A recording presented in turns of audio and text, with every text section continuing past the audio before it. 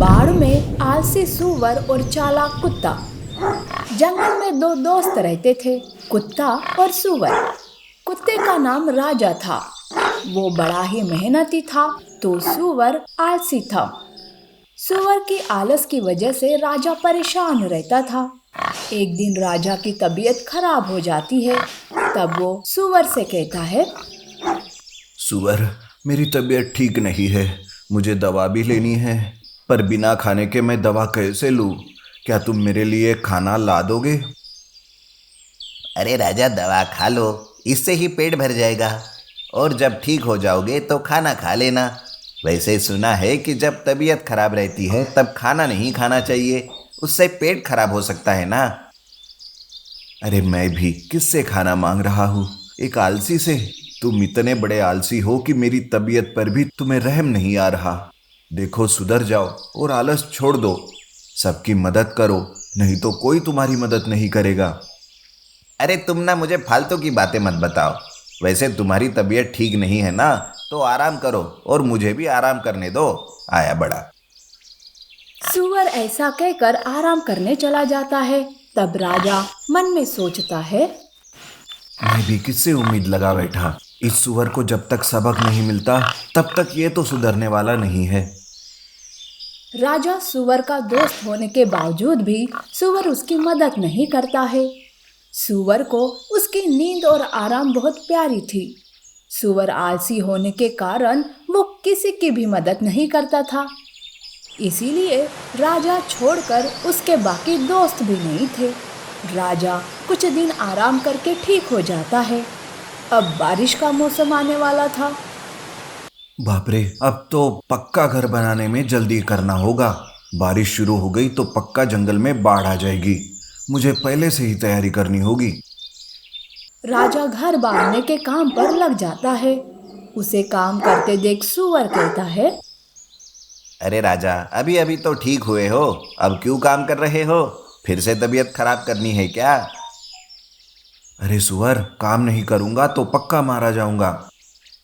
अच्छा, भला वो कैसे? सुअर, तुझे तो पता है ना कि हर साल बारिश में जंगल में बाढ़ आ जाती है। उस बाढ़ में कमजोर घर बह जाते हैं। इसलिए मैं अपना पक्का घर बना रहा हूँ। सुअर, मैं तो कहता हूँ कि तू भी अपना पक्का घर बना ले। बाप रे, तू कितना डरपोक है रे। बारिश शुरू भी नहीं हुई, बाढ़ भी नहीं आई, और तू अभी से काम पर लग गया। और हाँ राजा, मेरा घर ना मजबूत है, वो किसी बाढ़ में नहीं बहने वाला। तू मुझे फालतू के काम करने के लिए उकसाया मत कर।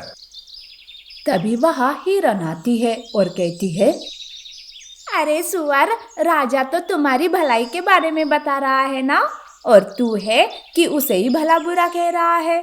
अरे हर साल बाढ़ आती है, सारे जानवर काम पर लग गए हैं।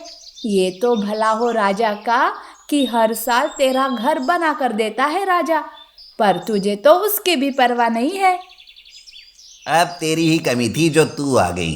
अरे जा जा, मुझे किसी के सलाह की कोई ज़रूरत नहीं है। तुम सारे के सारे जलते हो मुझसे। ऐसा कहकर सूअर मुंह बनाकर वहां से चला जाता है। राजा, तुम्हारा दोस्त बहुत ही आलसी है। जान पर आ जाएगी पर वो मेहनत नहीं करेगा। लेकिन एक बात बताओ राजा, इसमें तुम्हारी ही गलती है। तुमने ही उसे सर चढ़ा कर रखा है। ऐसा कहकर हिरन भी वहां से चली जाती है। ये सब सुनकर राजा को बहुत दुख होता है। हिरन सही कह रही है। इस बार सुअर को सबक सिखाना ही पड़ेगा। मैं सुअर की कोई भी मदद नहीं करूंगा।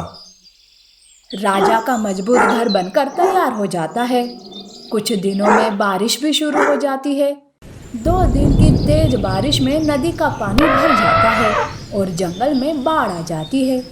जानवरों ने अपनी अपनी सुरक्षा के लिए पहले से ही मजबूत घर बना लिए थे, इसीलिए जानवर घरों में सुरक्षित थे। लेकिन सूअर अपने आलस में था। उसके घर पानी घुस जाता है। अरे अरे, ये क्या? अगर पानी ऐसे ही घर में घुसता रहा तो मेरा घर डूब जाएगा या घर बह जाएगा। पानी को घर से बाहर निकालना होगा।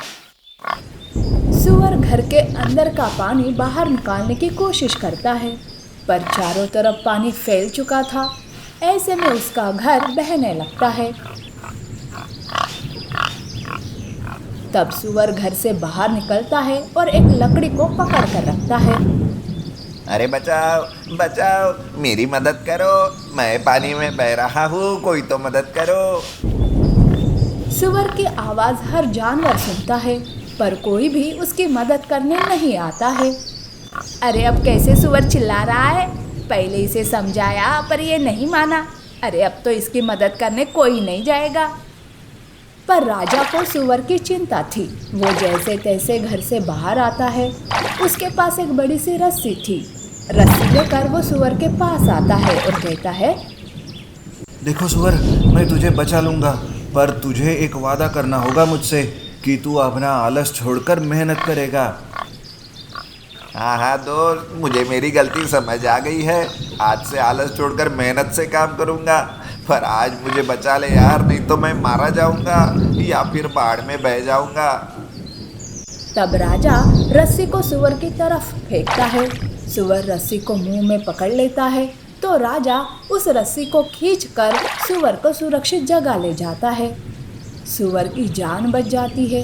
तब सुअर राजा की हर बात मानकर आलस छोड़ देता है और वो मेहनत करने लगता है। इस तरह से उन दोनों की दोस्ती भी गहरी हो जाती है।